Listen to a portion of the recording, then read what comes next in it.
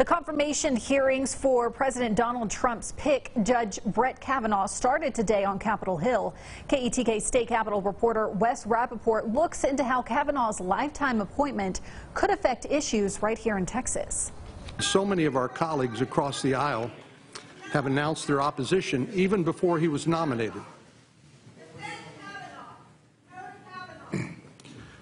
The level of disingenuousness and hyperbole, even by today's standards, is extraordinary. After a chaotic start to Judge Brett Kavanaugh's confirmation hearings, Texas Republicans were among those leading the effort to approve the nominee. I am confident that Judge Kavanaugh will become Justice Kavanaugh. I think they're all ready to give him a big wet kiss. University of Texas law professor Lucas Poe says he expects a Kavanaugh confirmation would impact Texas in three primary ways. First, abortion. He doesn't have to overrule Roe versus Wade to make abortion very difficult to get. Second, capital punishment. Over the last decade or so, there was increasing skepticism about capital punishment on the Supreme Court.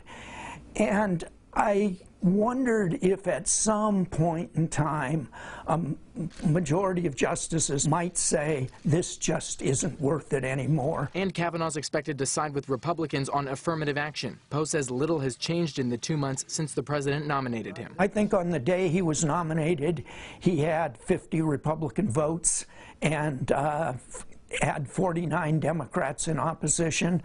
I think that's the vote today. I asked Professor Poe where he thought Kavanaugh would land on immigration and the Deferred Action for Childhood Arrivals program, or DACA, which has been battled up and down the court system under both President Obama and President Trump.